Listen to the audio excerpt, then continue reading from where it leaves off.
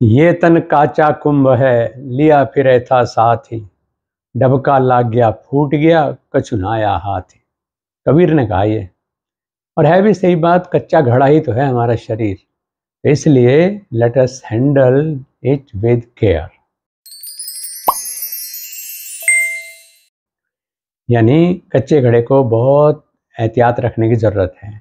हम लोग अक्सर स्वास्थ्य के प्रति बहुत लापरवाह हो जाते हैं, और अगर थोड़ी बहुत कुछ तकलीफ़ होती भी है तो फिर वो इसलिए बढ़ जाती है कि हम सिर्फ दवाइयों के ऊपर डिपेंडेंसी बढ़ा लेते हैं। जरा सी बात हुई, जन्म से लेकर के और मरण तक हम दवाइयों के निर्भर हो जाते हैं। दवाई बहुत अच्छी हैं, डॉक्टर बहुत अच्छे हैं, लेकिन उस समय जिस समय हम अपना सब कुछ करने के बाद फिर ये महसूस करेंगे नहीं कोई रोग है। ऐसे ही तरह तरह की समस्याओं में एक समस्या है जिसको कान की समस्या कह देते हैं। कान में किसी ने मुंह पे चपत लगा दिया बच्चे के, तो कान बहने लगा क्योंकि अंदर इंजरी हो गई। आप गिर पड़े अननोइंगली, कुछ ऐसी स्थिति हो गई, तब कान बहने लगा।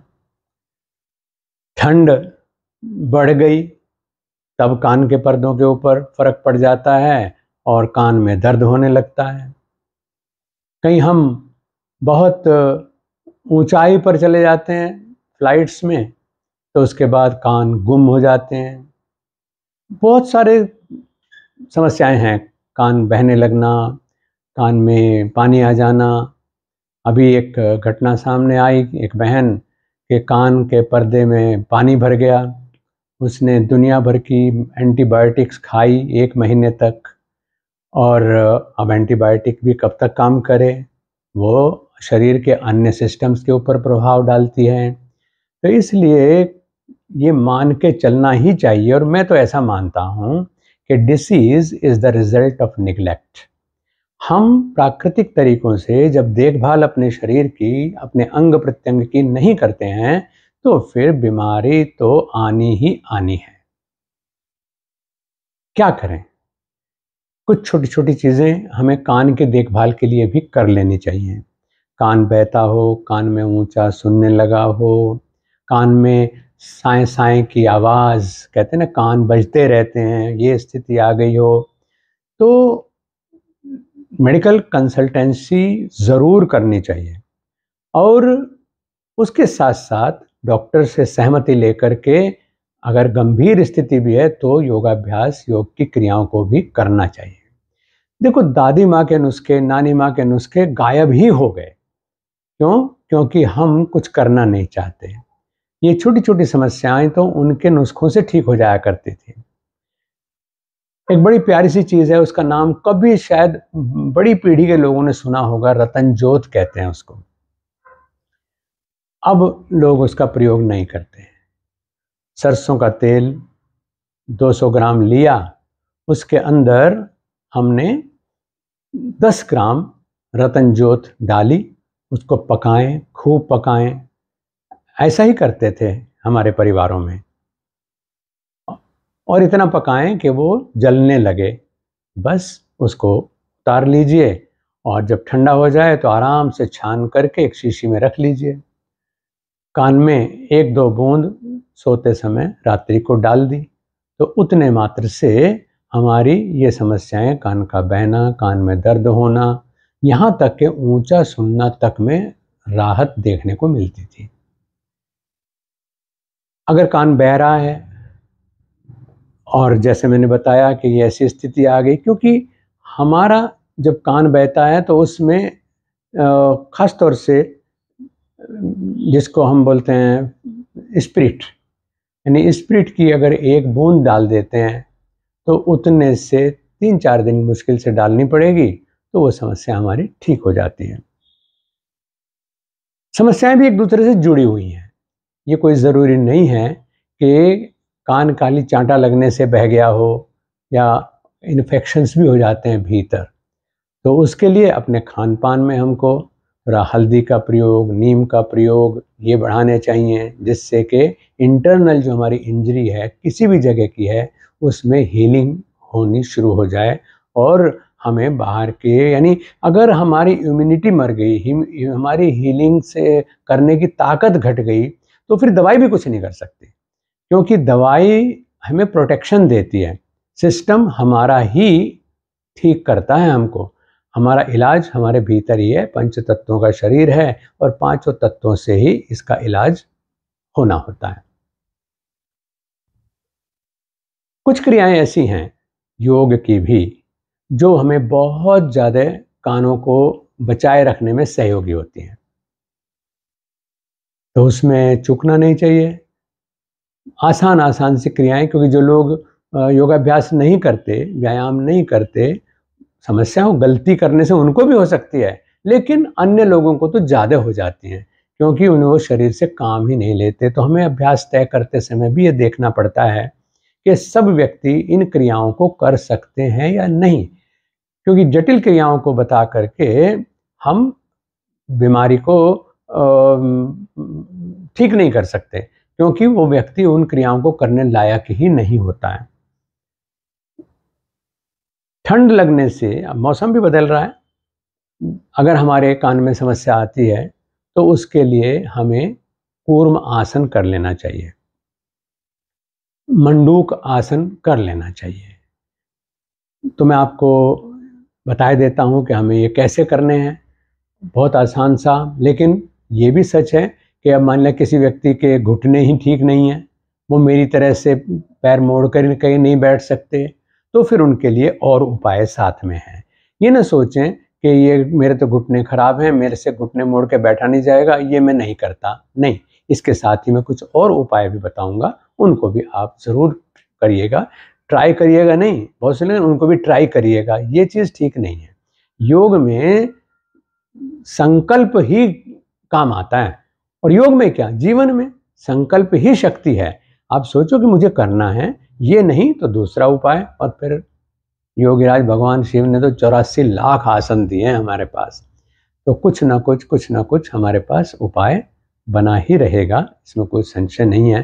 तो साथ में जो क्रिया कोई न कर पाए तो वो ना कराइए, लेकिन जो कर सकते हैं वो ज़रूर करिए। एक चीज़ खास तौर से ध्यान रखनी है कि हमारा जो चैम्बर है, यानी हमारे कान, हमारी आँख, हमारी नाक और हमारा कंठ, ये सब इस चैम्बर में, इनके रास्ते जो हैं मुंह में आकर के खुलते हैं, यानी इस चैम्बर से सबकी कनेक्टिविटी जुड़ी हुई है।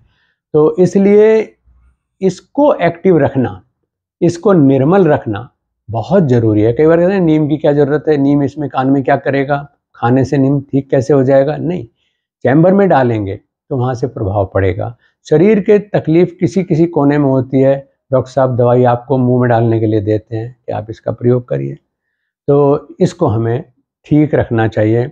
और इसके लिए, क्योंकि इंटरलिंक्ड हैं सारे के सारे, तो उससे संबंधित भी कुछ एक दो क्रियाएं इसमें जुड़ेंगी जो कि आपको करनी है। तो सबसे पहले देखिए, हम करते हैं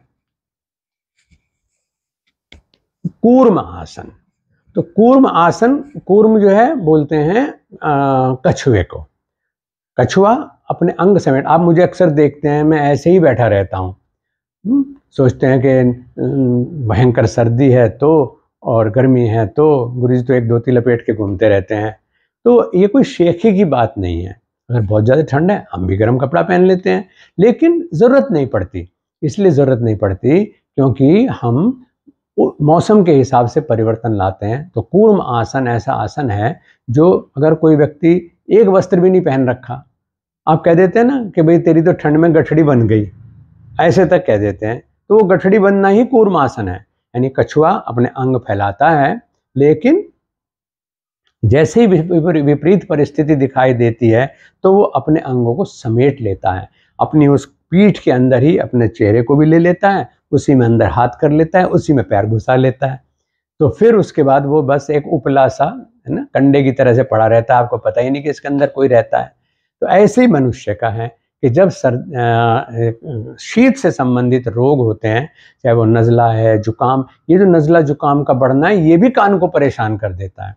मतलब कान की परेशानी तो अंदर की शिकायत है, नज़ला जुकाम खांसी अंदर की शिकायत है, बुखार अंदर की शिकायत है कि शरीर ने विषमता से लड़ना शुरू कर दिया है। आप जो कर सकते हैं कर लीजिए। तो इसी तरह से इस सर्दी की वजह से जब ये होता है तो आपको कूर्म करना है।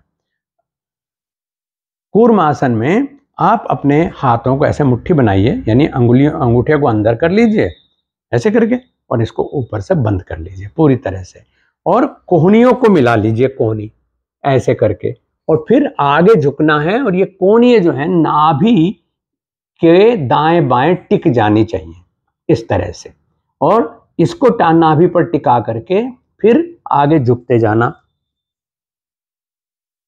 सिर को भी ढीला छोड़ देना, यानी सब कुछ झुक गया, सिर भी ढीला छोड़ दिया। यहां रुके हुए श्वास लेते रहिए। ये सांस का चलते रहना बहुत जरूरी है। थोड़ी देर रुकने के बाद आप मेरी स्थिति देख सकते हैं कि मैं बिल्कुल अंगों को सिमेटे हुए बैठा हूं। तो सांस भरते हुए चेहरे को ऊंचा उठाइए, सीधे हो जाइए, और कोहनियों को भी हाथ से यहाँ नाभि से हटा दीजिएगा। ये कूर्म आसन है, आसान सा है, सब कर सकते हैं। लेकिन इसमें कितनी देर तक करें, ये बाद में बहुत से भाई प्रश्न पूछते हैं। इसमें ये किताब में नहीं मिलेगा, क्योंकि योग गुरु मुख से मिली हुई विद्या है, वो किताबों में जाती है। तो कितनी देर करना चाहिए, इसकी पहचान है कि जब आप कूर्म आसन में हैं तब आपके कान में कुछ गर्माहट सी महसूस होने लगे, कान गर्म से महसूस होने लगे, तब आप वापस आ जाइए। इसके बाद हम एक आसन यहाँ पर लेते हैं, मंडूक आसन। मंडूक आसन थोड़ा सा डिफरेंट, पहले कूर्म करना है फिर मंडूक करना है। इसमें आप एक हाथ का मुट्ठी बनाएंगे इसी प्रकार से, अंगूठा अंदर लेकर के, और इसको हम सीधा नाभि के ऊपर टिका लेंगे। कमर सीधी है, इसको नाभि में धंसा दिया हमने, यानी यहाँ की नाभि, ये भी नाभि बन गई ना यहाँ पर, ये नाभि और ये नाभि मिल जाए, इनको मिला करके फिर इसका हाथ को सपोर्ट दे दीजिए इस तरह से। अब इन्हें ऐसे ही रखना है, कमर को झुकना है, तो कमर के झुकने से इनको इनकी पोजीशन बदलनी नहीं चाहिए, यानी इसको ऐसे ही धंसा रहना चाहिए नाभि में इस तरह से। और ये हम बैठेंगे इसमें, इसमें सिर नहीं झुकाना है, चेहरा इसमें सामने रहना चाहिए, जैसे बैठा हुआ मेंढक होता है ना, बस ऐसे हो जाइए, और यहाँ पर सांस लेते रहिए। हो सकता है नाभि में थोड़ा थोड़ा सा मीठा मीठा सा दुखन आपको लगे, लगने दीजिए, कोई बात नहीं, ऐसे बैठना, और फिर इसी तरह से सीधे होकर के वापस आ गए। तब ये हाथ भी हटा दिया और ये हाथ भी हटा दिया, ये मंडूक हो गया। हम जो क्रियाएं इसमें और बता रहे हैं, मैंने कहा जिनको घुटने की और ये सब समस्या है नहीं कर सकते, तो फिर आगे जो क्रिया है उसको वो करेंगे। उसमें ये जॉ लॉक होता है ना, यानी इसके लॉकिंग की वजह से भी, यानी इसको अनहेल्दी हो जाने की वजह से हमारे कान अनहेल्दी हो जाते हैं। जो लोग तंबाकू खाते हैं, जो लोग जबड़े की एक्सरसाइज नहीं करते, उसने एक्सरसाइज सिर्फ मसल्स की करनी है, थाइस की करनी है, आर्म्स की करनी है, चेस्ट की करनी है, पता चला कि जो इन्हें पालने वाले अंग हैं, इसको सुरक्षित रखने वाले अंग हैं, वो तो यही हैं। अगर यहाँ से इन्फॉर्मेशन का आना जाना बंद हो जाए, आपको पता न चले कहाँ क्या हो रहा है, कैसी आवाज़ें आ रही, तो आप तो कुछ का कुछ कर बैठेंगे, नुकसान करेंगे। इनका भी ध्यान रखना जरूरी। तो उसमें एक आसन है जिसको हम बोलते हैं सिंह आसन। अंतर है, एक सिंह आसन है और एक सिंह गर्जन गति है। तो मैं गति नहीं करा रहा हूँ, आसन करा रहा हूँ। आसन में स्थिरता है, टिकना है। इसमें आप पैर को ऐसे चौड़ा करके बैठेंगे और हाथों को ऐसे रखेंगे कि अंगुलियां अंदर की तरफ रहें, यूं, ठीक है। और कमर दबी हुई है मेरी, घुटने कूल्हे बिल्कुल ढीले हैं, और ऐसे बैठ करके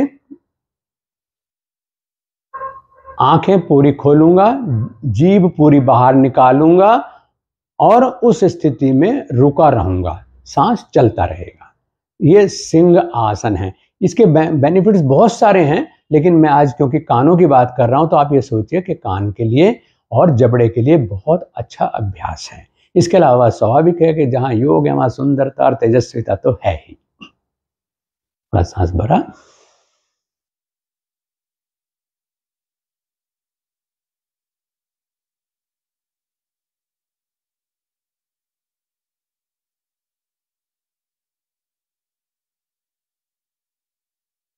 जीभ अंदर, आंखें भी बंद और फिर रुक गए। इसमें हम सांस भर के रोक के भी इसको कर सकते हैं और मुख से सांस चलता भी रह सकता है, नेचुरल जैसे चलता है तो उसको आप चलने दीजिएगा, क्योंकि स्थिर सुखम आसनम, स्थायी रूप से और सुखपूर्वक हम जाए बैठे हैं तो उसमें जिस तरह से श्वसन चलता है उसको चलने दीजिए। आपको अधिक देर रुकने की कोशिश करनी है। कुछ जबड़े की जो अंतःपुष्टि क्रियाएं हैं वो हमको करनी चाहिए। उसमें एक तो यही है जिसको हम सिंह आसन बोलते हैं, और दूसरे हमें जबड़े को दाएं बाएं हिलाने की और जबड़े को चक्राकार घुमाने की भी अभ्यास करना चाहिए। जैसे मुंह खोलना, अगर ये नहीं लग रहा है वज्रासन, तो आप खड़े होकर के इस काम को कर सकते हैं, कुर्सी में बैठ के इसको कर सकते हैं। इससे कोई आपको नुकसान नहीं होगा, फायदा ही होगा। पहला काम तो यही हो गया। फिर दूसरा, इसमें आप आराम से ऐसे ही बैठे बैठे भी जबड़े को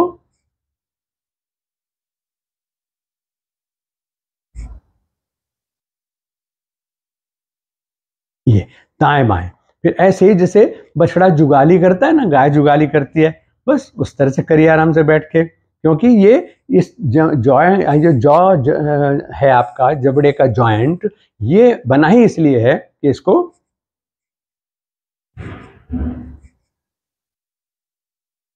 फिर उल्टा, है ना,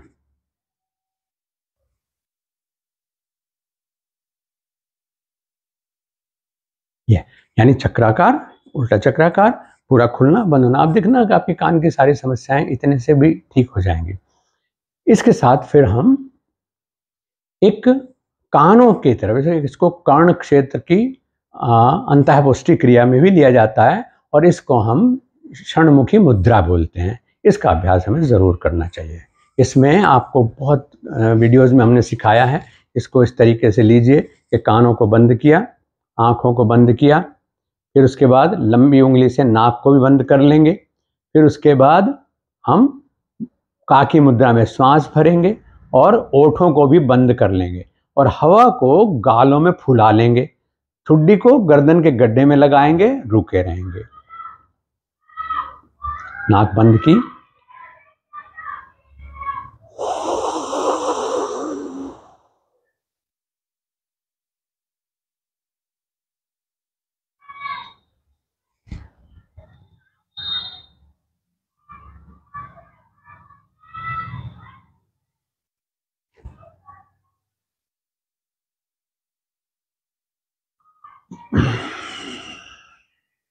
यथा सामर्थ्य रुकने के बाद सांस आराम से छोड़ देते हैं।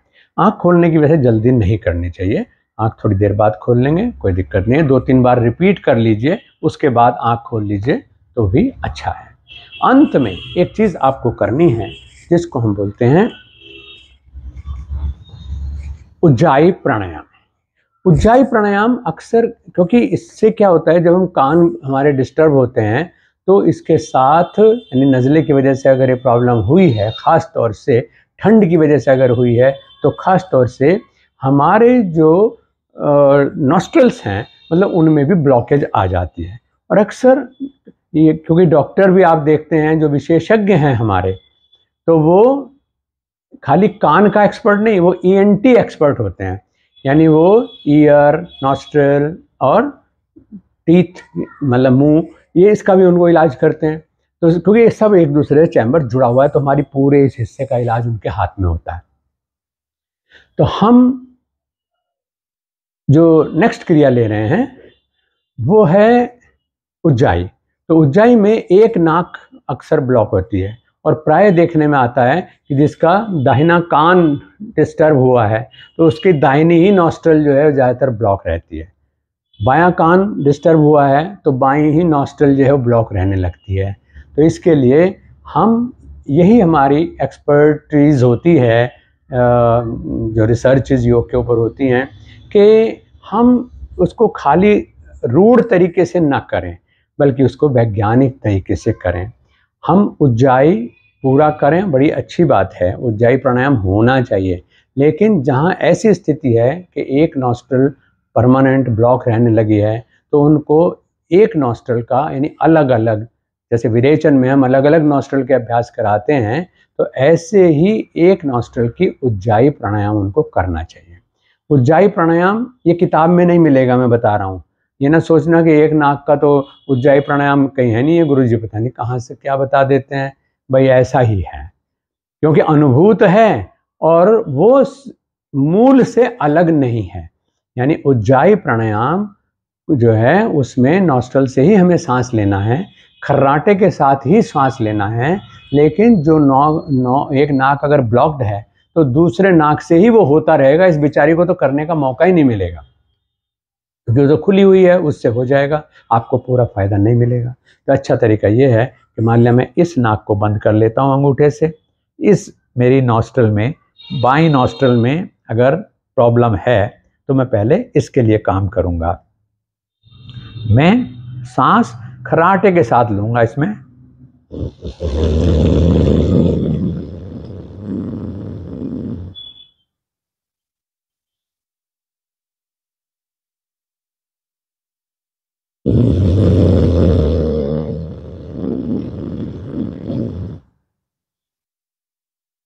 और आप देखेंगे कि जब आप ये करेंगे तो आपका एक दो बार असुविधा होगी, लेकिन फिर आप देखेंगे आपकी नाक खुली, श्लेष्मा जो है वो आपके मुख में आ जाता है।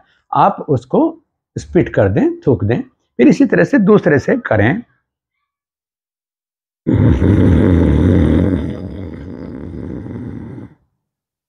आराम से सांस छोड़ें, आराम से सांस लें, यानी उज्जाई का अभ्यास। और फिर जब ठीक हो जाए तो फिर दोनों से इकट्ठा भी करिएगा।